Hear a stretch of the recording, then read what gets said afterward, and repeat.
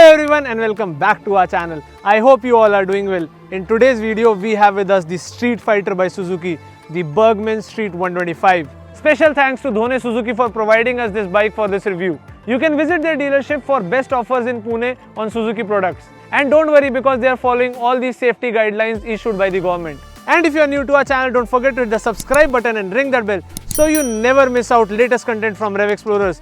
You can also go ahead and check out our Instagram page. The handle is right over here. Follow us there. We are also available on Facebook and Twitter. Now let's begin with the Street Fighter review of the Burgman Street 125.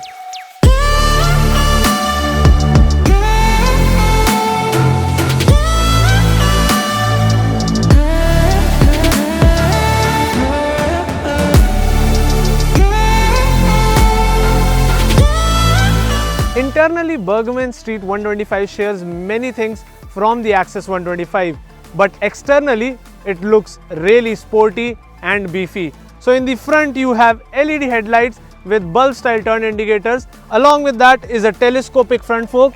With that is a 90/90 section MRF tire mounted on a 12-inch alloy wheel.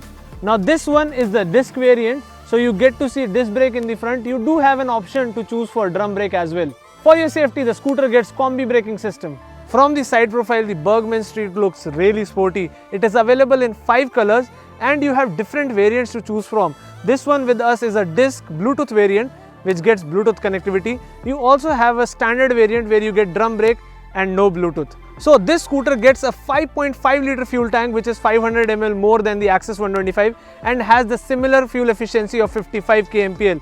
Now I like the footboard because it is big enough. And in fact it is extended to the front, so I can put it like this and it becomes really relaxing. The knee room is also very good, so if you are somewhere around 6 feet you can easily ride the scooter. Although I feel that this handlebar is slightly off design because you have a tendency to see the speedometer on the handlebar, but Suzuki did something different. They put it over here in the front. We'll get back to the digital instrument cluster later, but for now I should tell you that this is a very usable scooter because you get one big hook in the front and one big hook over here to hang your stuff. Along with that is a pocket on the right hand side as well as on the left hand side. So the left hand side pocket has a door and it has a rubber sealed door, so it is waterproof and you get to see a USB charger inside it. So you can plug your mobile phone and charge your mobile inside it, which is a very cool add-on. And I should tell you that the seat is very comfortable and the seat height is 780 mm. So if you are above 5'2", you can easily ride the scooter. By the way, for reference, my height is 5'9" and this scooter is currently on double stand. So the Burgman gets a decent under-seat storage. It is 21.5 litre. In fact, the engine hump is almost flat, so you can easily keep your helmet and other stuff. The only thing that I feel should be changed is this fuel lid, and it should be moved outside so that you don't have to get off to refuel it. In fact, it should also get a under-seat storage light, which is very useful at night. Now the complete scooter weighs 110 kgs, which is 7 kgs heavier than the Access 125 because of all the beefiness it gets, and the ground clearance is 160 mm, which is decent enough for the scooter.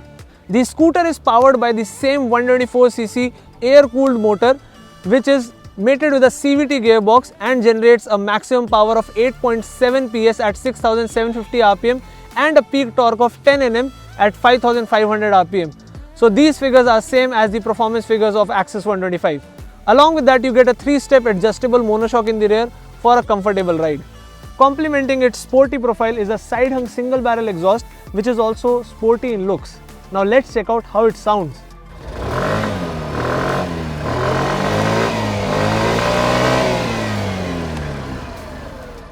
At the rear you get a 90/100 section tire mounted on a 10-inch alloy wheel, and this one gets a drum brake, not a disc brake, because it is not at all needed.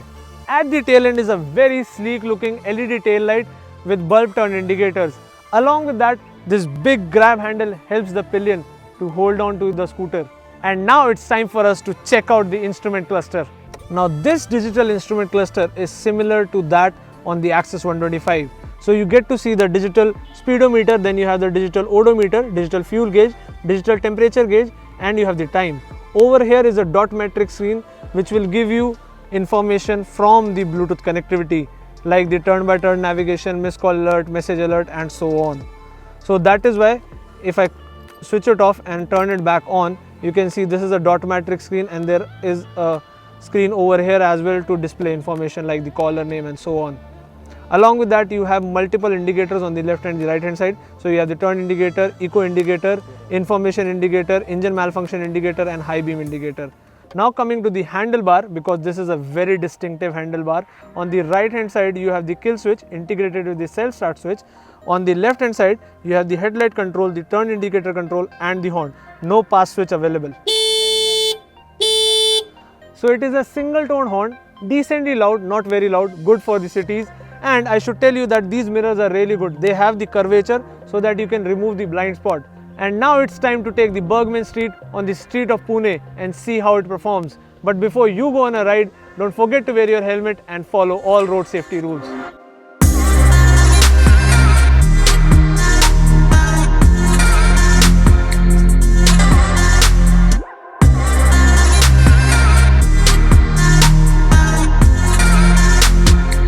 This is a Street Fighter scooter, and this one has many characteristics from its elder international sibling, the Burgman 650. The comfort on the scooter is very good. The seats are cushiony as well as there is a lot of room between the rider and the handlebar. The knee room is also good, so taller people can ride it easily. In fact, the 2 foot placements make it a game changer for me because I can anytime switch from sporty posture to relaxing posture. The handlebar is wide, and because nothing is mounted on it, it feels light, making maneuvers easy in the traffic.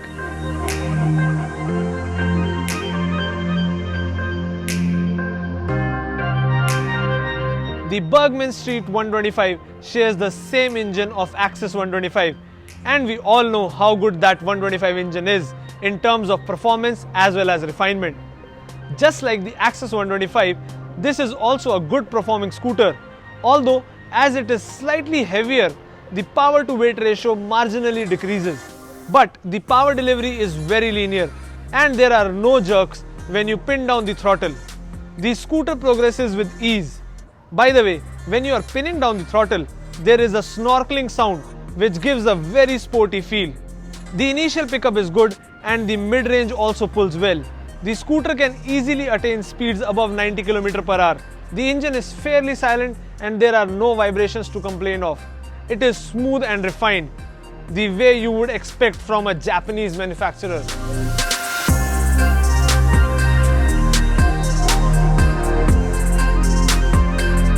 Both the brakes work really well. They have a good stopping power and bite.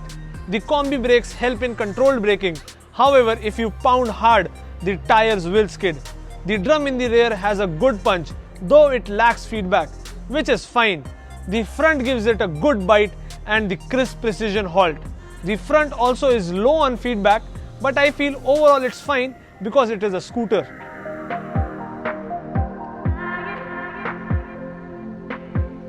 The tuning of suspension is a blend because at low speeds they absorb the bad patches and bumps really easily, which usually happens in the cities, and the average speed in the city is low, so that is a good thing. However, when you are going fast, they tend to act stiff and maintain the stability, which is a must-have on the corners as well as on the highways. So if you are traveling at high speeds on the Burgman 125, you are more inclined towards feeling the bumps because the suspensions act more stiffly. However, at low speeds the story is different.